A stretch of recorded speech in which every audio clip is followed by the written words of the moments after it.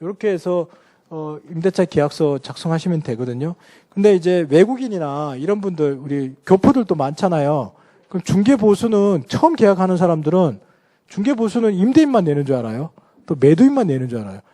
두 군데 다 받으세요. 부자 되겠네요. 그러는데 모르시는 분들도 100명 중에 한두 분 계시니까 중개보수는 이게 각자 받는다고 또 하시고, 요즘은 뭐 설명 많이들 하시더라고요. 계약 체결 시에 중개보수는 이제 발생이 됐습니다. 만약에 계약이 해제되거나 이렇게 되더라도 중개보수는 지급해야 됩니다. 말씀하시는 분도 계시고, 계약금 일부 받을 때 문자를 또 그렇게 보내시는 분도 계세요. 그거는 이제 상황에 따라 하시면 되겠습니다.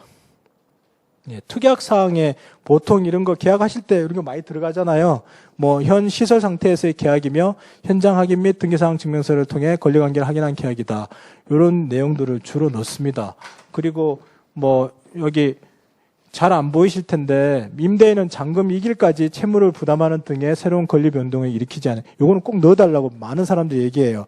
왜냐하면 확정일자 받고 전입신고했는데 보통 효력이 발생하는 거는 그날 24시 0시를 기준으로 발생하니까 그 사이에 권리관계가 불안해질 수 있으니까 이거 넣는다고 해서 권리관계가 없어지는 건 아니에요. 똑같은데 이걸 넣어달라 그래요. 근데 저희들도 이렇게 넣어주면 아무래도 임대인한테 경각심이 더 불러일으켜지기 때문에 알고 있는 사실을 했기 때문에 고의적인 게 되잖아요. 그죠?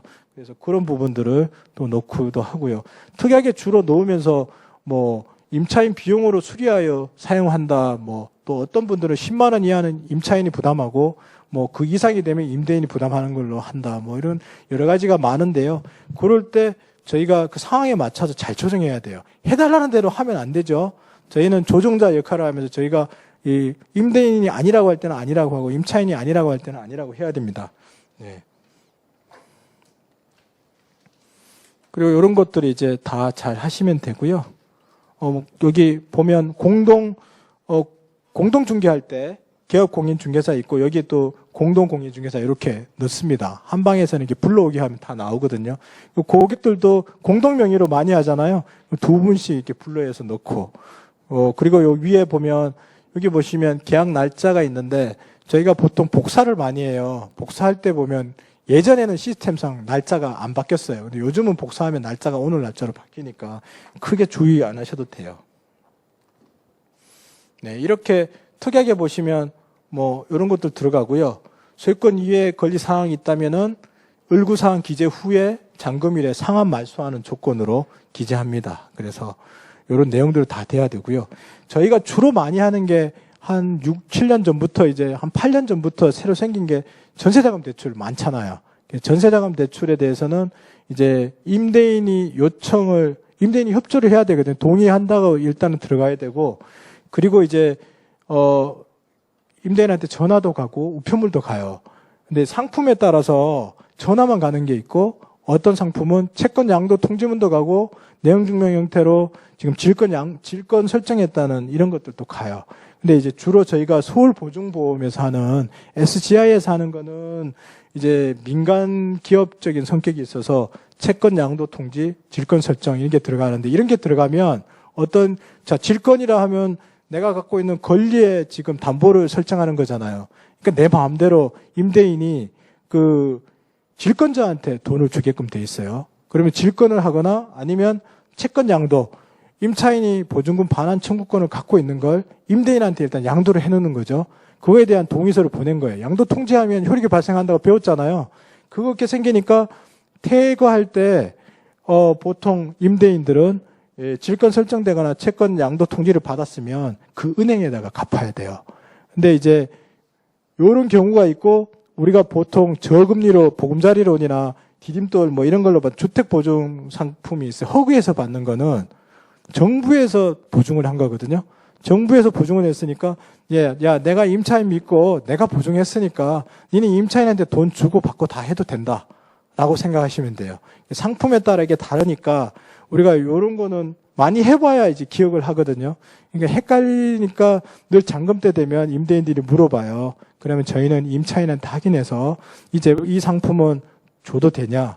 그리고 또 주인들이 또 불안하잖아요. 그러면 또 잔금일 날 은행에 바로 확인해서 그 계좌로 담당자 바꿔줘서 이렇게 그렇게 보내줘도 된다 라는 걸 확인 절차를 다 받습니다. 네. 그리고 이제 저희가 실무에 보면 주택은 LH 임대, SH 전세 임대가 있어요. 근데 이거 이제 요런 조건이 되면 본인 돈은 5%만 해서 나머지 95%가 지원금이 나와요. 저금리로. 이런 것들을 할 때는 이 집이 과연 이 LH 전세 대출이 되는지, SH 전세 대출이 되는지 요게 공식입니다. 공식. 요 공식대로 공시가격의 180% 곱하기 90%. 그래서 B는 또 A 빼기 총 보증금 액수 더하기 채권 최고액. 이렇게 해서 B보다 이렇게 크면 대출이 나오는 집인데 이거 그냥 계산해 보면 돼요. 주택 같은 경우. 근데 단순하게 접근하면 어떤 게 대출이 되냐 하면 주로 주인이 살고 있는 집은 대출이 돼요. 그리고 주인이 살거나 또 아니면 풀로 전세가 아니고 월세가 있는 집이면 LH 전세 대출이 대부분 됩니다. 담보 금액이 다 빠지기 때문에. 이해되죠? 선순위 빼고 뭐 이게 이런 거 빼더라도 집 주인이 살면 벌써 한 층이 벌써 빠져 있잖아요. 그리고 전세를 안 놓고 월세를 놓으면 보증금이 작기 때문에 또 빠져서 LH 임대도 가능해요. 그래서 이제 이런 건 조금 복잡하니까 이런 게 있다 아시고 거기에 따라서 한번 해보시라고 알려드린 거고요. 자, 특약상에 이런 것들 이제 잘 해서 하고 보통 많이 넣는 게 만기 전 퇴실 시 임차인 책임의 방을 빼고 나가며 부동산 중개보수는 임차인이 부담한다. 이런 거 임대인들이 많이 넣어달라고 하고요. 그리고 저희가 매매 진행 중일 때는 이런 문구를 반드시 넣어야 되겠죠. 임차인은 당해 부동산 매매 진행 중임을 확인하고 체결한 전세계약이면 매매계약서 사본을 첨부한다. 이런 것들 반드시 넣어야 돼요. 근데 이제 매매 진행 중인 경우에 이제 전세계약 할 거 아니에요. 아까 잔금을 전세로 할 때, 자, 주로 누구랑 해야 될 것 같아요? 전세계약을 하면. 원래 형식적으로 하면 매도인하고 해야 돼요. 명의자가, 등기부등본상 명의자는 매도인이잖아요. 근데 매도인은 내가 왜 이걸 해야 되냐?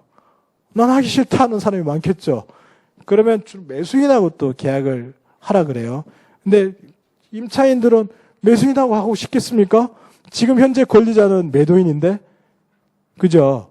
그래서 저희들이 잘 설득해야 돼요. 그리고 또 전세자금을 또 받을 때, 혹시나 전세자금 대출을 받는다 그러면 어떤 은행은 매도인하고 계약했는 것만 받아들여요.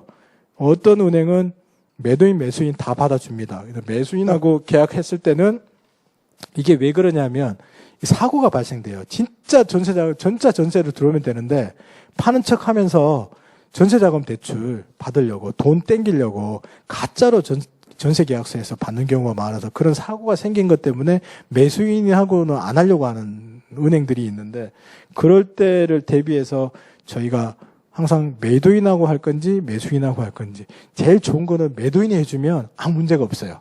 그래서 매수인하고 꼭 해야 되겠다 하면 그때 필요한 서류라든가 이런 것들도 또 은행이 해주는 은행이 있어요. 그래서 그렇게 찾으시면 됩니다.